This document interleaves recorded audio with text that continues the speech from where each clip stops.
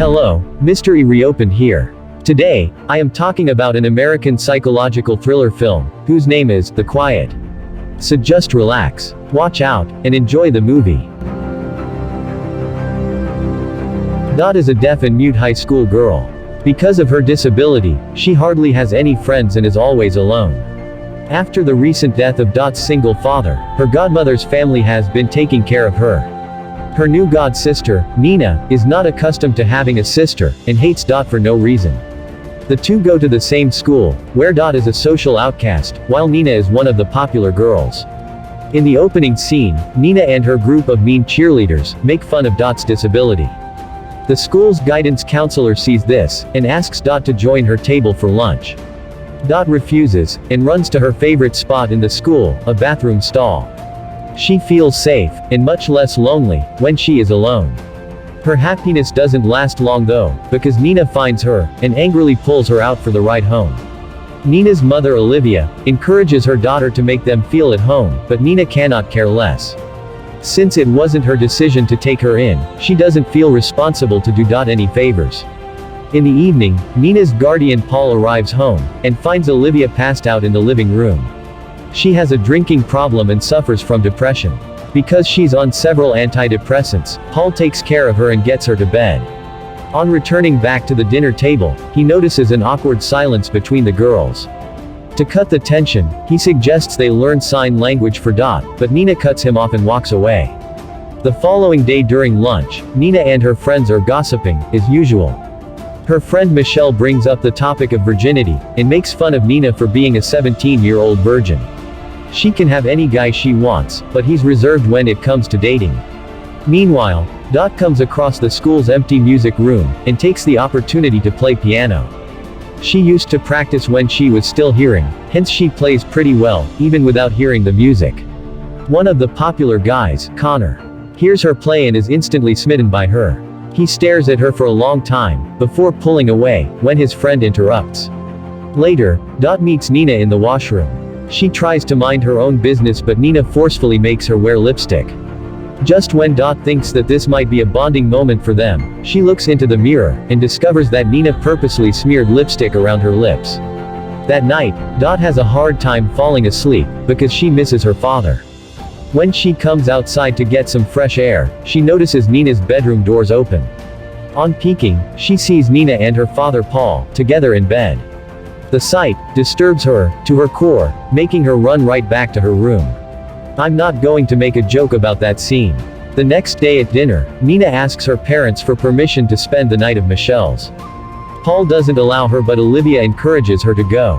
When Paul stays adamant, Nina rubs her feet up his leg under the table, trying to seduce him into letting her go. He doesn't say anything, which she takes as a yes, and calls Michelle. Paul is mad at Olivia for always contradicting him. They get into a slight argument, before he walks away. When Olivia is alone, Dot hands her a note, asking if she can go to the movies.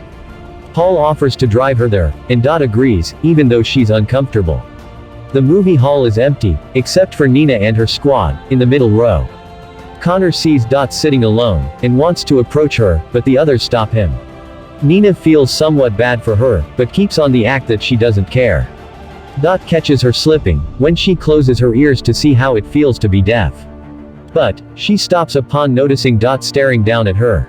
Later at night, Dot stays awake thinking about her last encounter with Nina. Suddenly, she notices Paul coming downstairs and pretends to be asleep.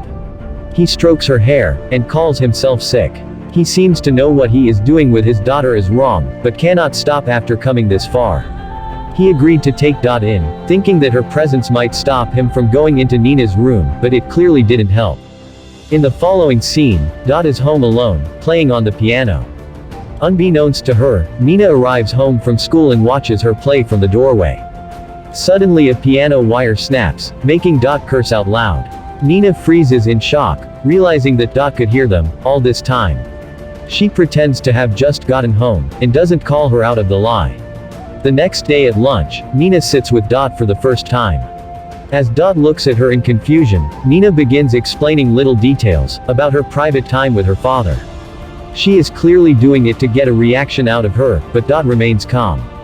Before leaving, she also claims that she is going to use Michelle's gun to kill Paul at night. Dot still doesn't give her the attention she wants, but is afraid that she might be telling the truth. To get her mind off Nina, she goes to the music room again to play piano.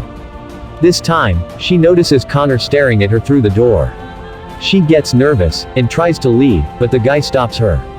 He asks her out on a date, to work on a lab report together. His plan fails when she shows him the already completed report. That night, the family is enjoying dinner together, with Connor knocks at the door, surprising everyone. He asks Dot to come to the library to go over the lab report. She reluctantly agrees, just when Michelle arrives, and hands a bag to Nina. Dot remembers that Nina mentioned Michelle's gun, and is nervous that she might actually be planning to kill Paul. In the following scene, Dot and Connor are at a diner. He talks to her about the report for a few seconds, but eventually tells her how he feels about her. Thinking that she cannot hear him, he shares details about how he imagines making love to her. Suddenly, Dot notices an ambulance drive towards her house, and assumes that Nina has done something bad. She rushes home, and is relieved to see that everyone is safe. Following that, she walks towards Nina's room, and hears Paul undressing her. Nina clearly sounds sick of her father's behavior, so to help her, Dot breaks a statue. The noise interrupts the commotion and Paul returns to his room. Nina is left in her bed, crying, when Dot slips into the bed and holds her, as she goes to sleep. In the following scene, Nina is ironing her cheer uniform, while talking to Dot. She promises to kill Paul that night with the iron, and burns the face off a teddy bear for effect. Dot still gets the impression that Nina doesn't know she can hear. Hence, she pretends to have not heard her plan. Later that day, Nina and Michelle cheer for the school's basketball team. Connor is in the team, but is so bad that the coach sends him to the bench in the first few minutes. After the game, Connor and Dot go by the pool, and spend some time together. Connor thinks that she cannot hear him, and starts talking about his sex life. Suddenly, Dot takes off her talk, and the two make love by the pool. Meanwhile, at home, Olivia suggests that Nina and Connor would make a great couple. The comment makes Paul mad, as he accuses her of making her daughter dress like a slut. As they chat, Olivia takes her clothes off, and invites him to bed, but Connor no longer feels attracted to her. She's not a teenager, after all. Nina returns home at midnight, and is tired, after cheering the entire day. Paul gets her handbag as a gift, and makes advances at her. We also noticed that Olivia is awake in her bedroom. She seems to know what is going on, but still, does nothing to stop her husband. Nina asks Paul to close his eyes, as she has a surprise for him. When he does is told, she approaches him with a hot iron. She is seconds away from burning his face, but right then, Dot returns home and interrupts them. Nina pulls back, and claims that she is pregnant. Paul is horrified at the thought of fathering his own grandchild. Because, when Nina asks him for $1,000 for an abortion, he agrees to hand it to her, the next day. Following that, Nina goes to Dot's room and confesses that she wasn't brave enough to kill him. The next day, is the school dance. Nina lends Dot address for the night. As the girls get ready, she reveals that she lied about being pregnant. In reality, she plans to take the $1,000 and run away, to a different state. She hopes to become a stripper, and make a lot of money in a new city. After confessing, she applies lipstick on Dot, this time without making her look like a cloud. A while later, Paul is looking for Nina, when he finds tampons in her bag. She had said that she hasn't gotten her period in over 6 weeks, so this makes him believe she's lying about the pregnancy. He shows her the tampons and asks her to tell the truth. Nina tries to make up a lie, but he doesn't buy it. He starts to slap her face, and force himself on her. Olivia hears her daughter crying in pain, but does nothing. Dot also hears the crying and screaming. She stops playing, rips out a piano wire and walks to the bedroom.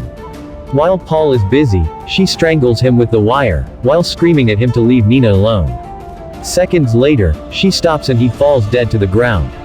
Nina is in shock. She curses Dot for killing her dad, when Olivia comes upstairs. She is more shocked about Dot knowing how to speak, than her husband being dead. At the same time, Michelle rings the doorbell, to pick them up for the school dance. The girls quickly change their clothes, and keep the bloodied ones inside a bag. Following that, they take the bag and go to school, to make it seem like everything is normal. At school, Dot dances with Connor, but is too distracted to pay attention to him. Nina hates the backpack, and hides in the bathroom stall, waiting for the party to be over. Meanwhile, Olivia is in the bedroom, staring at Paul's dead body, with an expressionless face. She had fallen out of love with him a long time ago. The only thing she regrets is not being brave enough to save her daughter from a monster like him. Somewhere else, Connor calls Dot's name, as she is leaving the party, and is shocked to see her turn around. He discovers that she can actually hear him. With the revelation, he also realizes that she knows all of his dirty secrets. He calls her a psycho for betraying him, and violating his privacy. Dot tries to apologize, but is shoved off. Knowing that he won't give her a chance at this moment, she focuses on more important matters. She gets Nina from the bathroom, and takes her to a nearby creek. They bury the backpack with the clothes, planning to get rid of the body later. When Nina asks Dot why she pretended to be deaf all this time, she replies that she wanted to be like her father, who is also deaf and mute. The girls then quickly rush home, to the biggest surprise of all. Their house is surrounded by police, and Olivia is being escorted out in handcuffs. They ask what happened, to which Olivia claims that she killed Paul. She also apologizes to Nina for what she did, while the police think it's because she killed her father. Nina understands the real reason behind the apology. In the final scene, the girls watches the police take Olivia away, in the car. The punishment would have been much less severe if the daughter had taken the heat. Subscribe to our channel for daily updates, movie recommendations and more. Thank you for watching.